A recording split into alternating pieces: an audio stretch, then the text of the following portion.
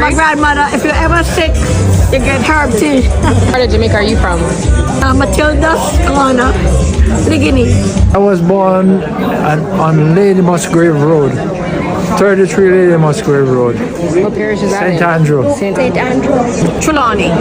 Port Antonio. Depends on where both St. Thomas and Kingston. Kingston. Same Kingston. Port Morant, St. Thomas. Marambia, where the revolution happened, right? Paul Bogle. I remember, so, we're bad, Kingston. I'm from Moby. I'm from Todd's Road, Trinidad. Chinese Jamaican pops with his story. Yeah. I'm glad to take it off, because when me not go race, my car that blow off the color, Hey, what a wicked man, Hey, oh, you say so? You say Yeah. Hey, so you're lucky. Me no mind you take off the color, because, me not save you all that money, because come off anyway. me not blow it off with my car. Hey, sir, you used to have sound system back in it. When I my set, yeah. Me make Rasta man dance soca, Back in the day. Yeah. First Macintosh I had. Yeah, man. Rasta man.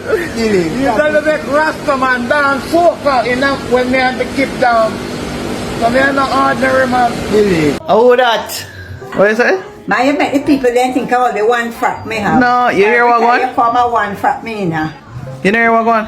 What? The pepper spray, this man, aye.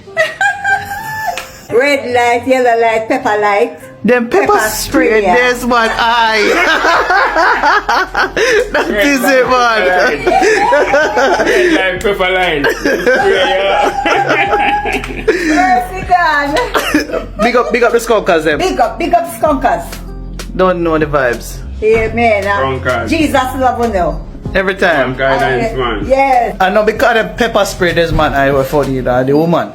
How she say it, you understand? You understand? Oh, it's a lady. Yeah, that's how she say it, man. Them pepper spray, this man, aye. We always got teased by black people. Okay. In Jamaica? Jamaica, always. And I never wanted to be Chinese. Seriously, never wanted to be Chinese. That's how I ended up not learning the language. Oh, wow. Because my parents spoke Hakka. But you never lived with them also. I know, but even then, I got teased so much. Was your caretaker Jamaican or Chinese? No, Jamaican. Cookie. Black Cookie. lady. Good experience? You Oh, yeah. She's great. She's almost like second mom. Yeah. You're walking down the street and people are teasing you, really like teasing, right? So you just never wanted to be Chinese. You wanted to be a black person. So I grew up that way. You created a black person. In Jamaica, did you date? No, I didn't date in Jamaica. No Jamaican people. You lie. You're lying now. You didn't tell me like a story about the nun and crying over black. My dad, he was very, very hurt when I got my first child with a black man. I never really listened to them because I just marched to my own drum. Also, praise God because my grandparents came around. Like, they loved me, my sister down. My dad ended up living in a house with them. And one thing about my mom, she is literally going to march to the beat of her own drum. And I've always respected that. Shout out to my mom and my dad for, navigating through that. I'm sure we're not the only family. The older generation, a lot of people had a lot of prejudice mindsets. My papa ended up telling me at some point, she's like, I've had a change of heart. And that's all you can ask for. Hi, I'm Jamaican born Chinese. I went to school at the University of Georgia in Athens, and these are the most common questions that I got. So, first question that I got is, what language do they speak in Jamaica? I got this so many times, and usually I would be speaking with them for like a decent amount of time, so I speak very fluently in English. I can, really code switch. I can, put on like a little bit less of an accent and just, they can tell that I'm an English speaker, but they still ask me what language I speak in Jamaica. And sometimes I would just mess with them and I would tell them that our main language is Spanish. And then how I'd get about that is that I would say that before my fall semester, I took an accelerated English course, and that's why I'm so fluent in English. And then Americans, they are so easy to trick because they're just like, that makes so much sense. So easy to trick. Anyways, so another really common question is, do you guys all live on the beach? what would genuinely possess somebody to think that all Jamaicans live on the beach, or that the island itself, with a population of almost 3 million people, is just all beach?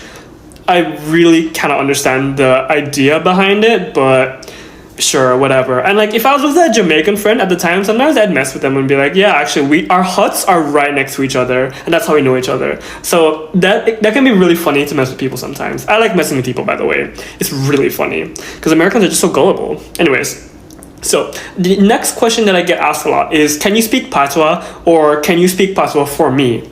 And yes, I can speak Patois. Am I gonna speak it for you? I'm just like, I don't know. Like, this is, like when people give you the ick, like this question gives me the ick, because I'm just like, it's just like, I don't know. I feel like I don't want to do it for you anymore just because of how you ask that question. Like, I don't know. I hate it. And I'm also Chinese, so like they also sometimes ask me to speak in Chinese. I remember it was like a bonfire thing, right? And then there's this girl there who was taking Chinese as a minor, and so we can both speak Chinese.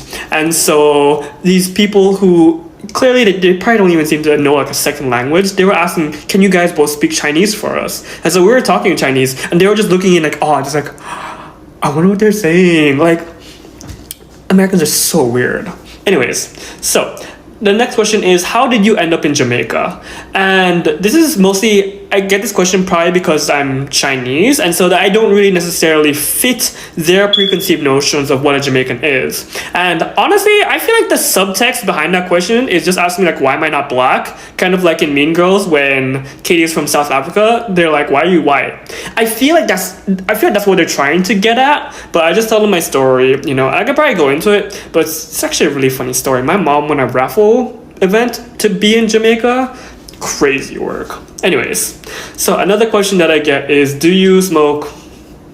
And I don't. And I know people who do, but like, what possesses you to ask that question, really and truly? I mean, sure, if, I don't know, caricatures of Jamaican characters, low-key are doing us so much harm, but it's whatever.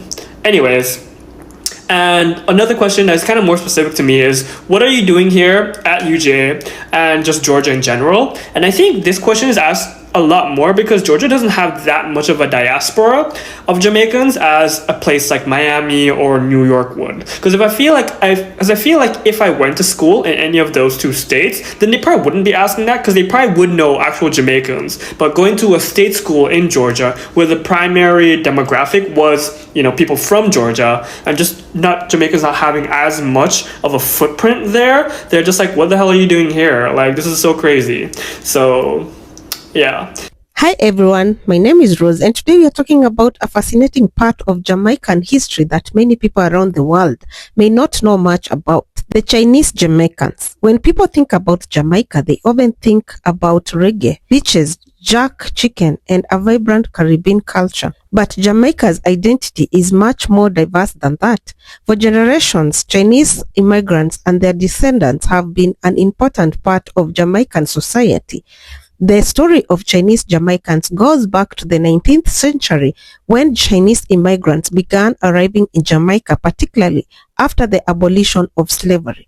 Many came looking for opportunities and a better life. Some started businesses, worked in agriculture, or opened small shops and served local communities.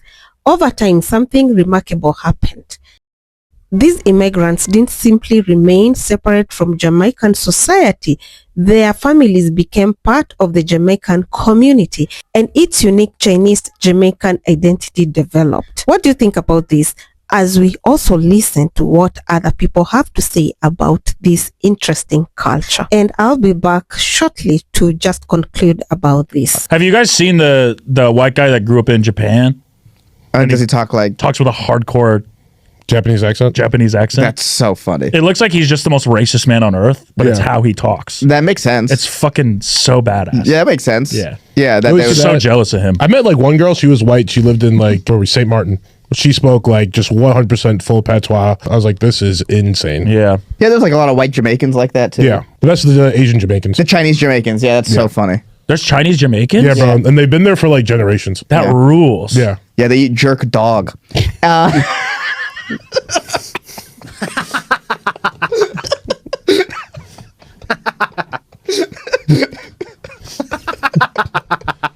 The descendants of Chinese immigrants grew up Jamaican. They spoke Jamaican, English or Patois, celebrated Jamaican traditions, listened to reggae and dancehall, supported Jamaican sports team, and participated in everyday Jamaican life. In other words, being Chinese Jamaican isn't simply about having Chinese ancestry. It's about being part of a cultural story that has been developing in Jamaica for generations. And that's what makes the Chinese Jamaican experience so fascinating.